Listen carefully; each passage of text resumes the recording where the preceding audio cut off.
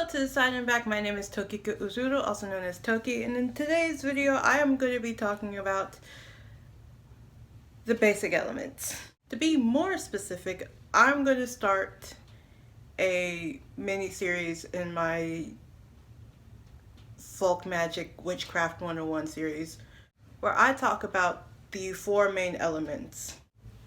So I will be doing 4 different videos for the 4 basic elements: water, fire, earth, and air. I will not be doing spirit as an element because I don't specifically understand that one myself.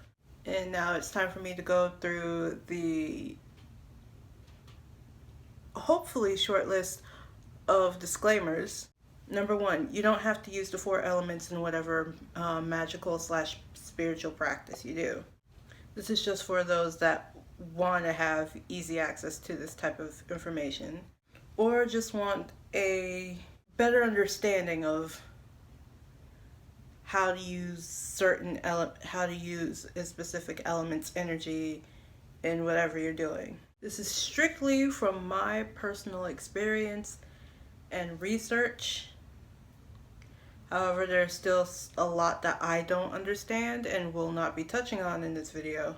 As I said, I specifically stated 4 main elements. Some spiritual practices / cultural practices say 5, and the 5th element is spirit. And lastly, this is for mundane, beginner, and broom closet friendly magical practitioners / witches.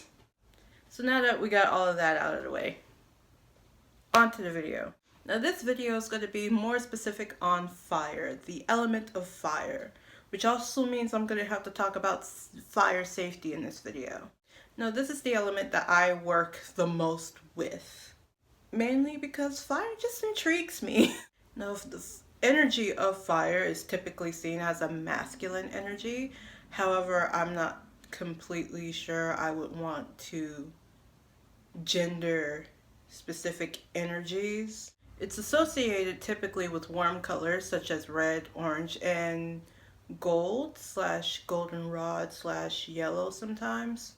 Some of the zodiac signs that it's associated with would be Aries, Leo, and Sagittarius. It's associated with the season of summer and the suit of wands, the suit of clubs, the suit of clovers.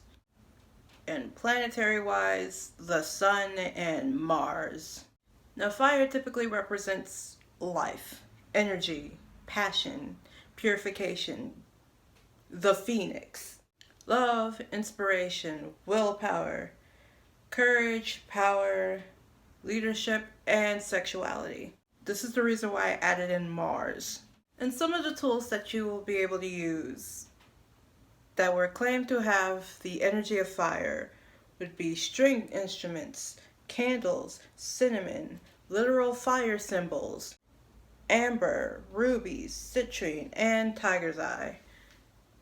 Fun fact, one of the necklaces that I usually have on when I record videos or go out anywhere is a tiger's eye pendant with the world tree. But I also have this piece of raw tiger's eye, and I also have a piece of raw citrine.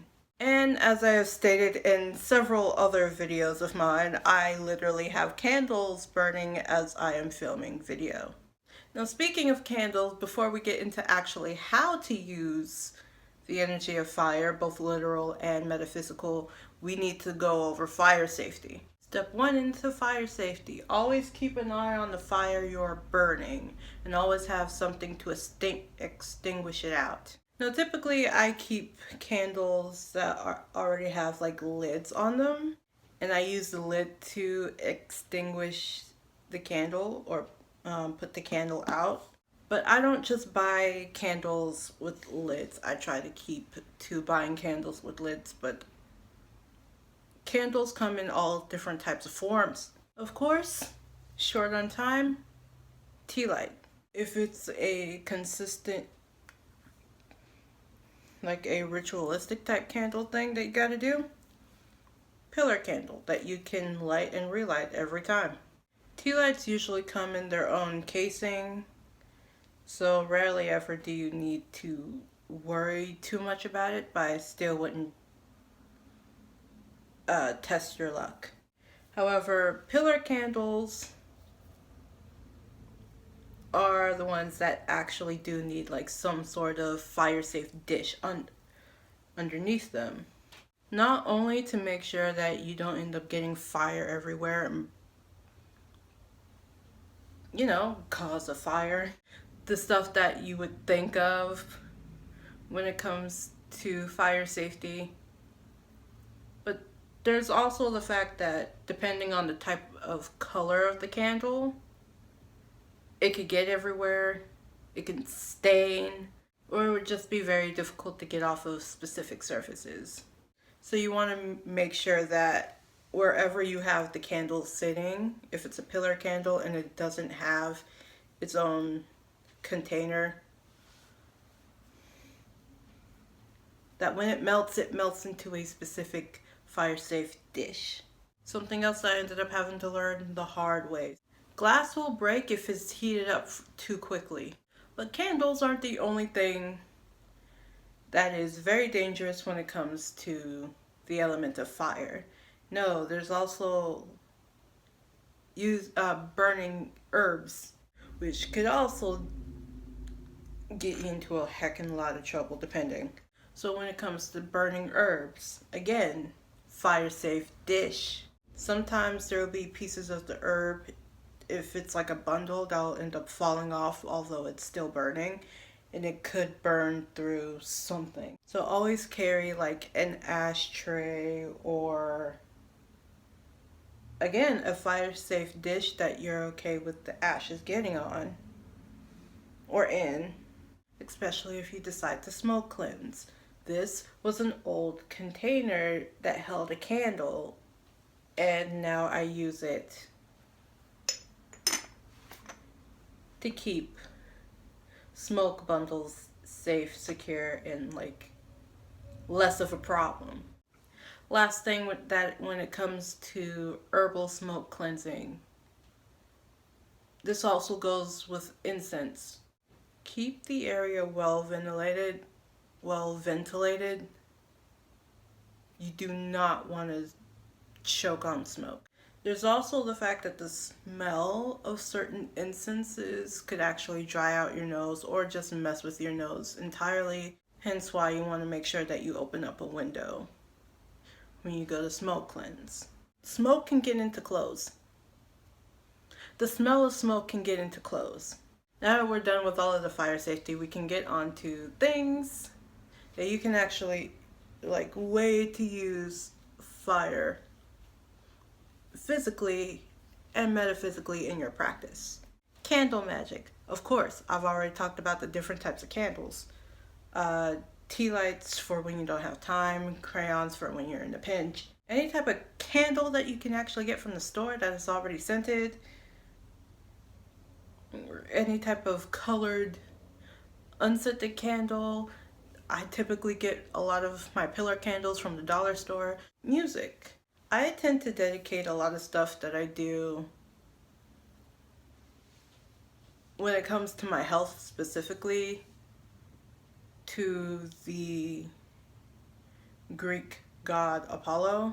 And one of the things that I do is I play music. I play music when I am chilling out. Yesterday I did a ritual foot bath where I played music while I was going through the entire process.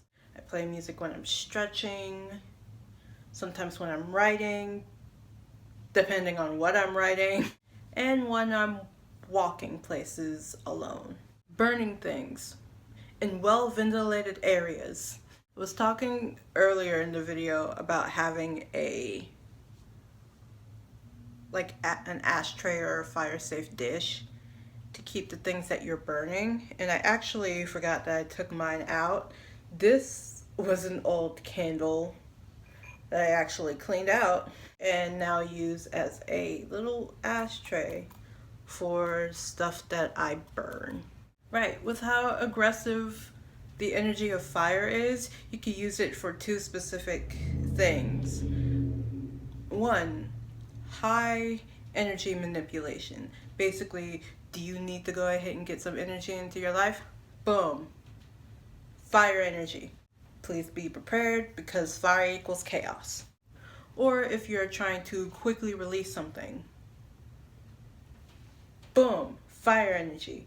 Burn it in a fire-safe dish in a well-ventilated area. I am going to continue to say this every time. However you decide to use it, whether physical or metaphysical, any type of spell and or ritual that you use or that you do when you use the energy of fire should be well thought out, because typically when you're using fire energy, things will happen quickly. And if the thing is not well thought out, well planned,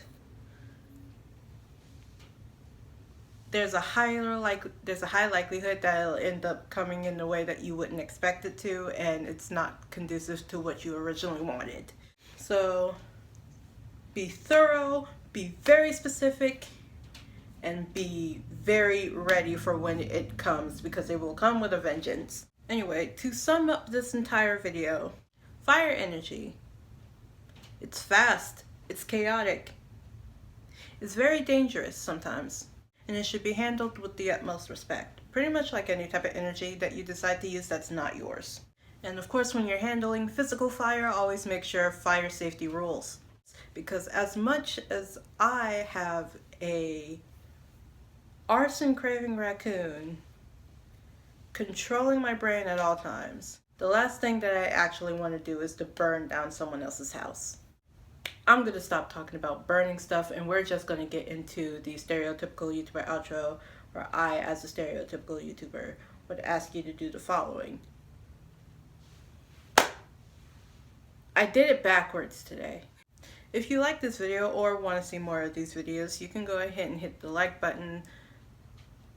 Subscribe for more videos like this, where I am probably going to be even more or less chaotic than I am in this video. Share this with anyone who is also very fascinated by fire specifically. You might want to check to see if they are also controlled by arson craving raccoons. And don't forget to hit the notification bell to be notified of whenever I post. Again, I will try my best to not be as chaotic in my other videos, but I can't make any promises. And any type of questions, comments, concerns, or ideas for future videos could be put into the comment section down below. And with all that being said, my name is Tokika Uzuru, also known as Token. This is Toki saying Toki out.